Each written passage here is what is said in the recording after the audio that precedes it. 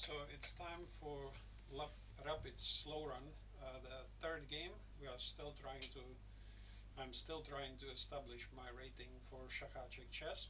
I'm still also trying to learn how to speak a bit better because I keep referring to myself in third person, then first person. I'm using so many, so many persons. So it's just apologies for that. Um, so we won our first two games where the opponents were not so well versed in the opening theory.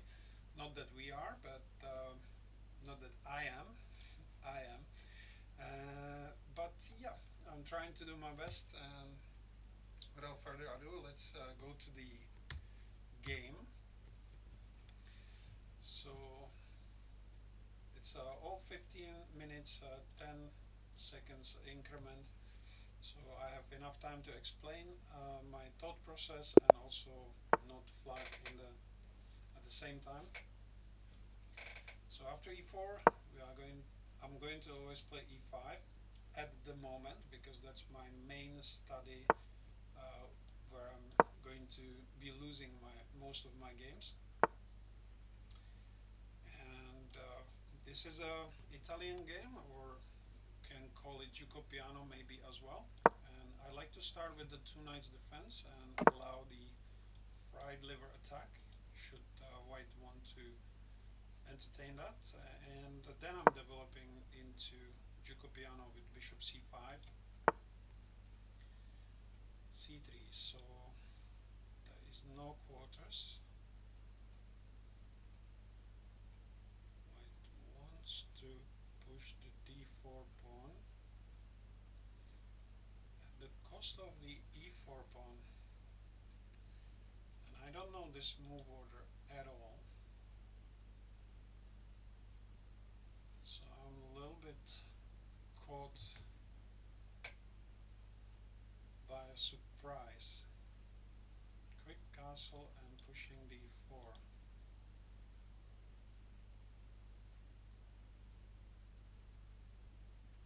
And I feel like knight takes e4 could be potentially a mistake. But at the same time, I can probably play e5 at some point.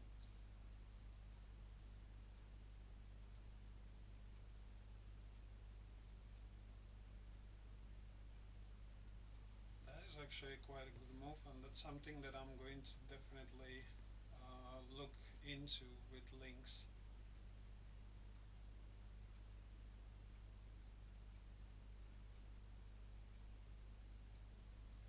So it's time for calculation. If I take on e4 and d4 comes,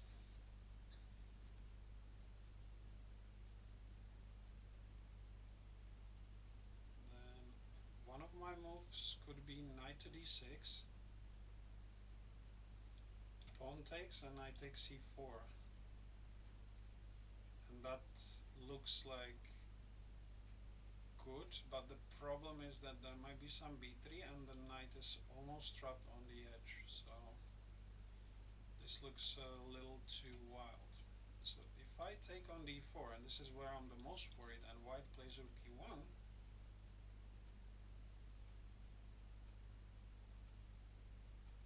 then I will have move like d5,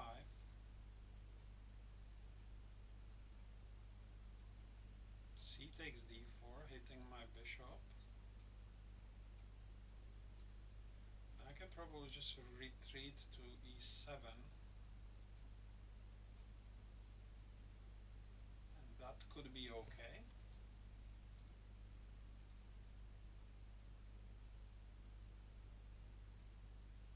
So what I'm calculating, this d4, e takes d4, rook e1, d5, c takes d4,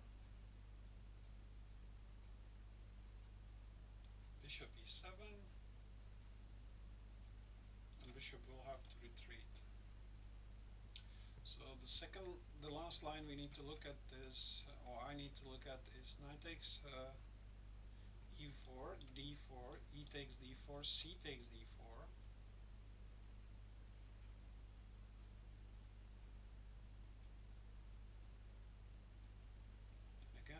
bishop e7, move like d5 can happen.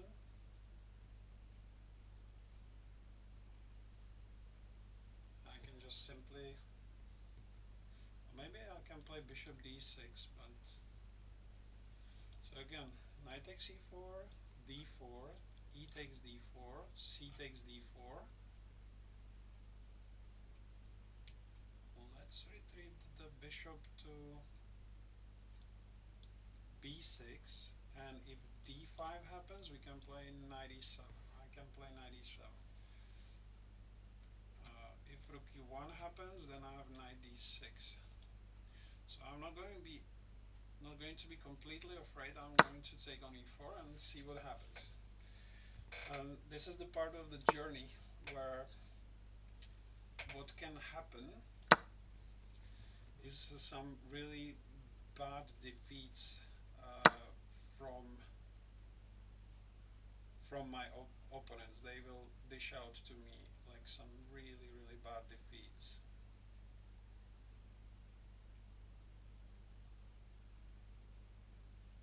Because I don't know the opening theory so well, and whites could be prepared, with some sort of gambits and things. So I feel like bishop belongs here. Now for rook e1, I feel d5 is the best. The goal here is I have to castle as quickly as possible. There is no other goal in this particular moment. I'm applying still some pressure against the d4 pawn. If d5 push, then knight to e7. And if rook e1 happens, then knight d6. That's counter-attacking this bishop here. And if bishop g5 is played, then maybe I can play f6, which will make this bishop hang.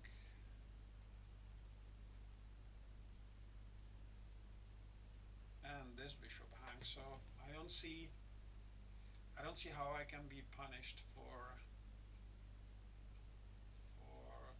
better or worse, for being bold in the opening and just allowing this d4 happen. But right now, I have that extra pawn. Let's hope it's gonna work, even though I lost almost 4 minutes in the opening. But one thing I would like to make sure that's understood is like I am not interested in anything else than improving my opening, and I'm not so interested in whether I win or lose. This is the last thing I'm interested about. So I want to improve my opening knowledge, and I want to improve my chess game in general. So the biggest worry obviously is the activity of white pieces, so rook e1 kind of move. But there, I feel like d5 should be played. Knight c3 is attacking my knight, and that's all fine. But I don't want to take on c3 at all, because that would reinforce the pawn chain for white. Instead, I want to play knight to d6, attacking this bishop. And as I was saying, if bishop g5 happens, I will play knight to e7.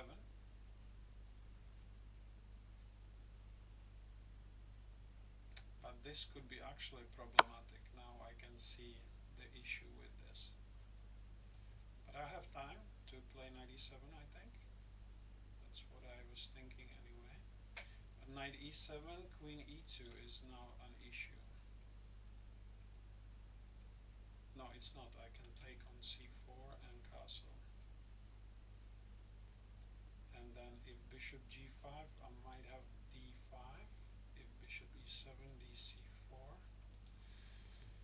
I am actually still in lots of trouble here. So knight e7. I don't believe that putting the knight here under the attack is the way to go. I don't believe in that move anymore.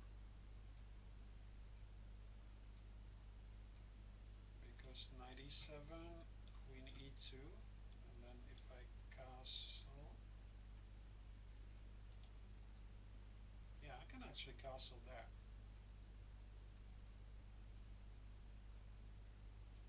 Okay, I'm gonna do this.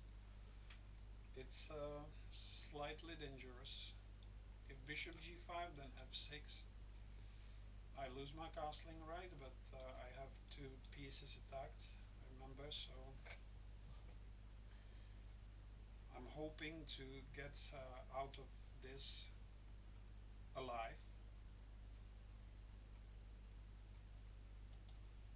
And white, can overpress and potentially make a mistake.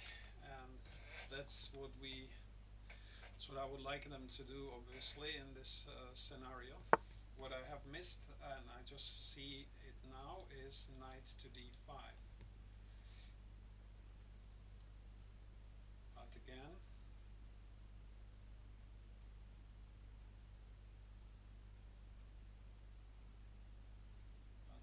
even though I have missed this, I'm not allowed to castle anymore. But what I can be allowed to do is to at least take the bishop.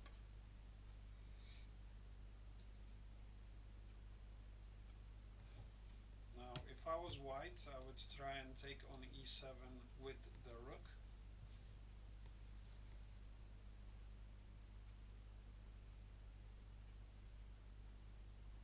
Yeah, so this is the moment where my opening knowledge just backfired completely.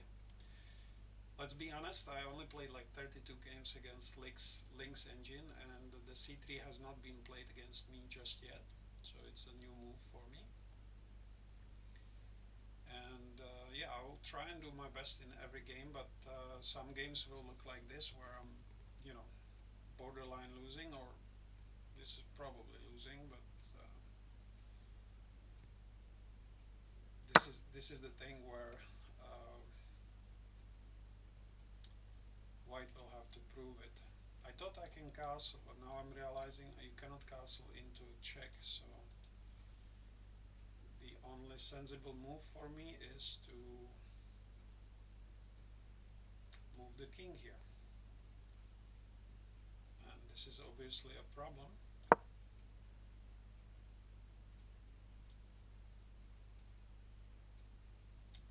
I need to go away from the checks that white is having.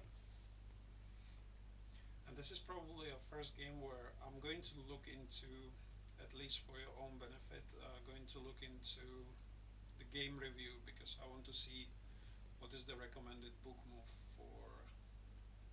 for black in the position after c3. Do I just simply calmly play d6 there and just let everything stand as it is? Let white crush through a little bit? Or do I castle there? I should have probably castled. That sounds like the move before the d4 happens. I should castle. And then I can potentially take on d4, and then if e5 is played, then that would be the move. That would be the move.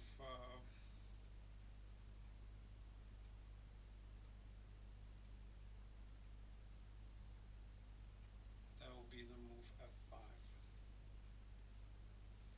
So this doesn't look very accurate, because obviously I have to do something about my position. I cannot let this kind of move come in with the discovery on my queen. So that's the whole reasoning behind f6. And the next move I'll play simply d5. And this knight all of a sudden can find itself trapped, maybe. It will have less squares to go, and especially if white is about to move this bishop away.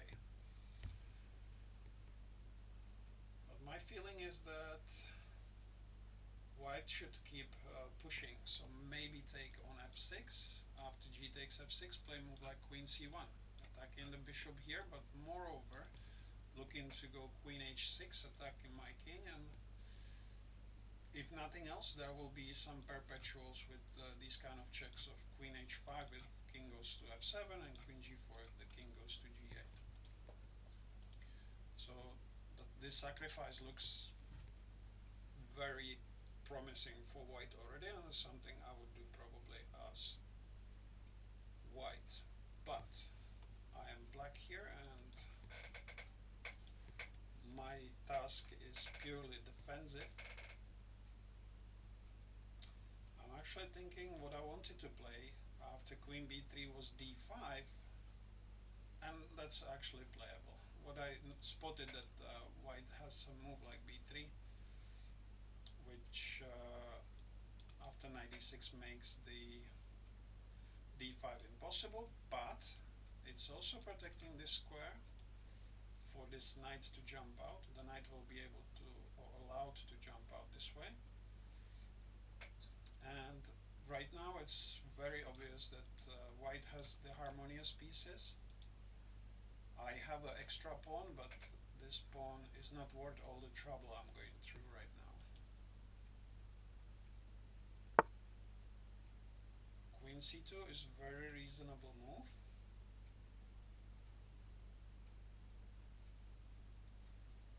And my obvious feeling is not to take this bishop. We need to consolidate the position. So I need to consolidate the position that I've prepared. So d5 looks like the move that has to be played.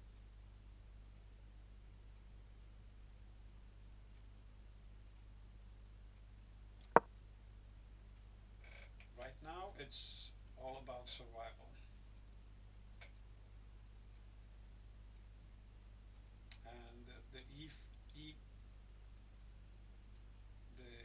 file is a problem. Some moves like knight g6, a g6 queen to g6 could be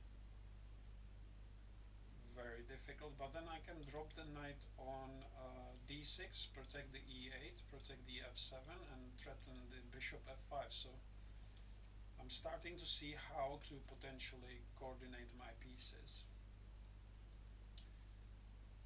Even though I might be giving a pawn on d5 after something like b3, it feels like my knight should not be going back to game through here. And today I will skip the analysis because I have a tournament that I play on Twitch. So even though actually knight a5, knight c6 doesn't look bad for the simple reason that we are threatening to trade the knight. To give it a thought, but I also need to play quick because there's lots of time left, and I have that tournament on leeches that I want to play.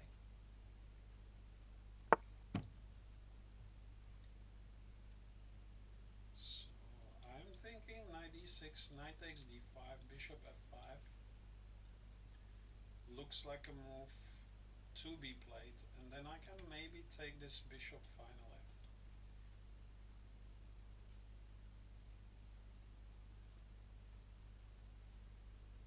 Taking the bishop appears very dangerous. But knight a5, c6 doesn't look all that great as well.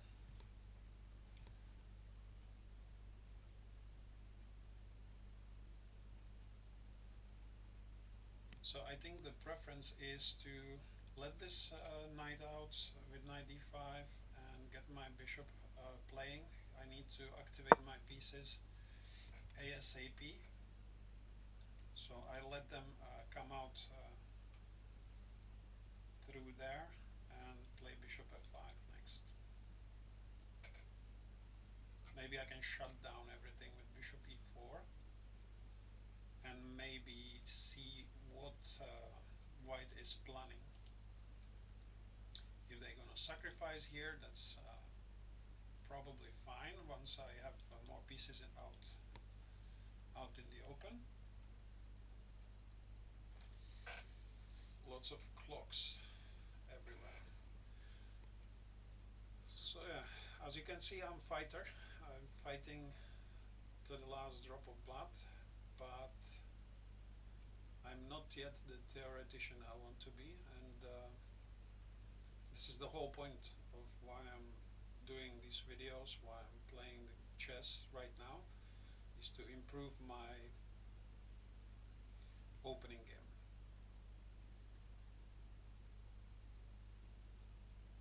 this line, this particular line is called Juco Piano game, center attack Mason Gambit. And I'm starting to feel sorry for myself because the time is ticking and I really need to be elsewhere. And I don't know if I don't want to upset anyone, but I might be even resigning this game and just running away in a few minutes because it's really more important for me to play that tournament right now than you know we have seen enough. We have seen enough trouble for white for black in this position.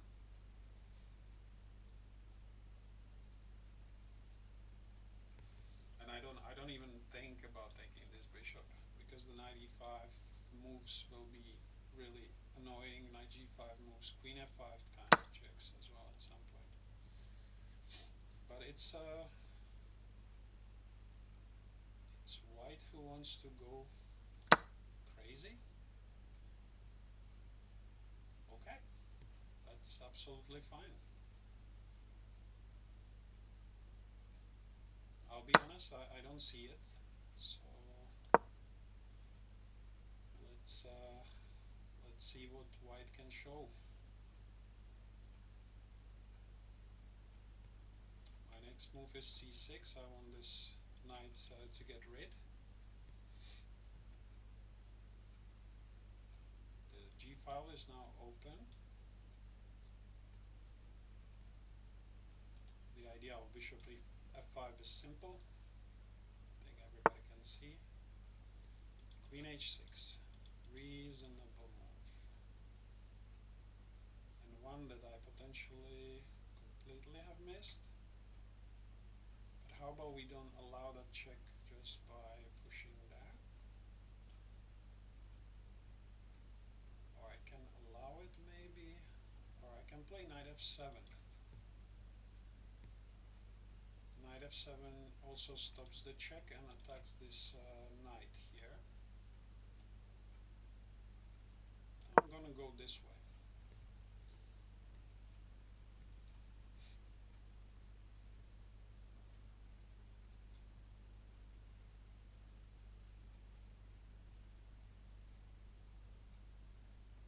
There's still, we take with the pawn on b6, or I take with the pawn on b6, so I have the rook open. And slowly I can start getting into the active position. Queen f4 is a good move, perhaps. Attacking my poor old bishop. Question is where I want that bishop to be. I would love this bishop to control certain squares, but it's not possible.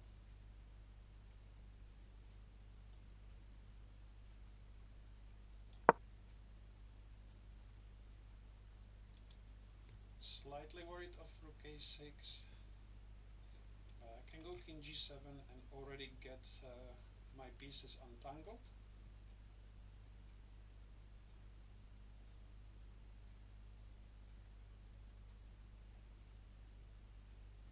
I have moves like rook a5 if I want to bring some more defenders.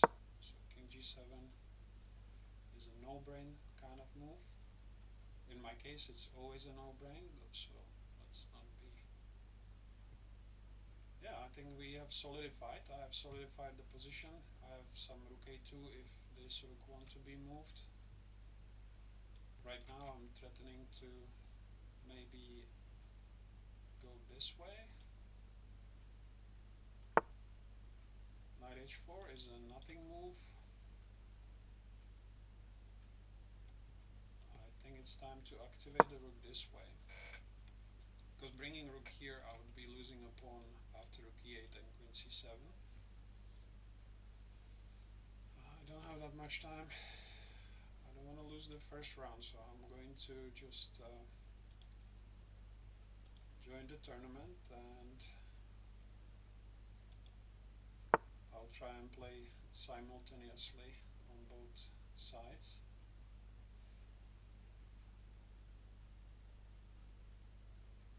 Okay, 2 is possible. So let's take a pawn. And since I have 7 minutes here, I might probably go and play the tournament, so you will get some extra content whilst I'm trying to handle both.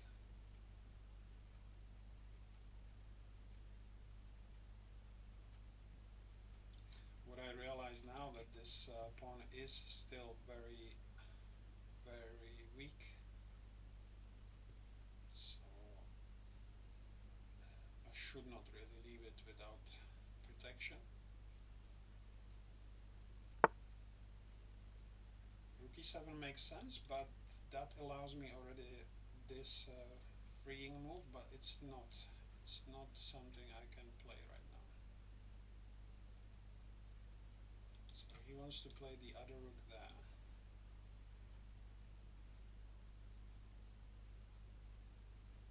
But guess what? We can actually take the rook. That's something that I forgot about, but I saw it when I was taking on a2.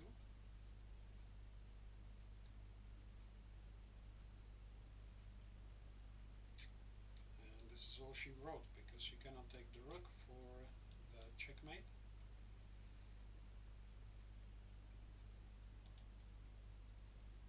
I nearly forgot about queen takes e7.